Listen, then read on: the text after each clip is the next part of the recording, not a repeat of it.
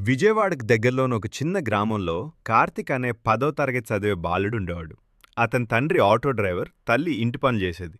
ఇంట్లో పరిస్థితులు అంత మంచిగా లేకపోయినా కార్తిక్ ఒక పెద్ద కల ఉండేది. తన కుటుంబాన్ని గర్వపడేలా చేయాలి. కార్తిక్‌కి చదువుపై ఆసక్తి ఉండేది. కానీ చదువుతో పాటు అతనికి మరో ఇష్టం కథలు చెప్పడం. పాఠశాలలో టీచర్ ఏదైనా విషయం చెప్పమంటే అతను చాలా ఆసక్తిగా నిలబడి చెప్పేవాడు. అందరూ అతని మాటలు విని ఆశ్చర్యపోయేవాడు. ఒకరోజు అతని స్నేహితుడు రాహుల్ అన్నాడు, నువ్విలా బాగా మాట్లాడతావు, యూట్యూబ్‌లో వీడియోలు పెడితే ఎలా ఉంటుంది? మొదట కార్తీక్ నవ్వేశాడు. మన దగ్గర మంచి కెమెరా లేదు, స్టూడియో లేదు, ఎవరు మన వీడియోలు చూడరు అన్నాడు. కానీ ఆ ఆలోచన అతని మనసులో మిగిలిపోయింది. ఆ రాత్రి అతని ఒంట్లో ఉన్న పాత మొబైల్ తీసుకుని ఒక చిన్న వీడియో రికార్డ్ చేశాడు. విషయం చదువు ఎందుకు ముఖ్యము. వీడియోలో ఎడిటింగ్ లేదు, బ్యాక్‌గ్రౌండ్ సాదాసీదా గోడ.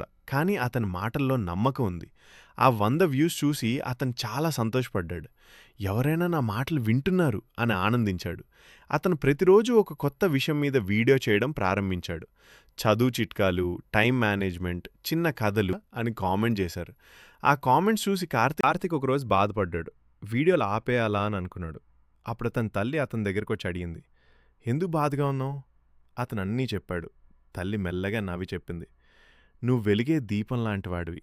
గాలొస్తే దీపం ఆరిపోదు, ఇంకా బలంగా వెలుగుతుంది. ఆ మాటలు కార్తిక్కు కొత్త శక్తిచ్చాయి. ఆ రోజునుంచి అతను కామెంట్స్ గురించి ఆలోచించలేదు. తన పని మీదే దృష్టి పెట్టాడు. వీడియోల క్వాలిటీ మెరుగుపరచడానికి ఫ్రీ యాప్స్ నేర్చుకున్నాడు. లైటింగ్ కోసం ఒక చిన్న స్టడీ ల్యాంప్ ఉపయోగించాడు. ఒకరోజు అతను స్కూల్ నుంచి ఇంటికొచ్చి మొబైల్ ఓపెన్ చేశాడు. సబ్స్క్రైబర్స్ 10,000. అతని కళ్ళలో ఆనందం కన్నీళ్ళొచ్చాయి. తల్లిదండ్రులకు చూపించాడు. తండ్రి గర్వంగా అన్నాడు, నువ్వు నిజంగా మా ఇంటి వెలుగు. కొంతకాలానికి అతనికి చిన్న చిన్న స్పాన్సర్షిప్ కూడా వచ్చింది. ఆ డబ్బుతో అతను కొత్త మైక్ కొనుగోలు చేశాడు. తన మొదటి సంపాదనతో తల్లికి ఒక చీర కొనిచ్చాడు. కానీ అతను అక్కడితో ఆగలేదు. నేను మాత్రమే ఎదగడం కాదు, నా గ్రామం కూడా ఎదగాలి అని అనుకున్నాడు. గ్రామంలోని చిన్న పిల్లలకు ఉచితంగా చదువు సహాయం చేయడం ప్రారంభించాడు. వారి కోసం ప్రత్యేక వీడియోలు చేశాడు. గ్రామం మొత్తం అతన్ని గౌరవించసాగింది. కొన్ని సంవత్సరాల తర్వాత కార్తిక్ ఒక పెద్ద స్టేజ్ నేను ఆపకుండా ప్రయత్నించినవాణ్ణి.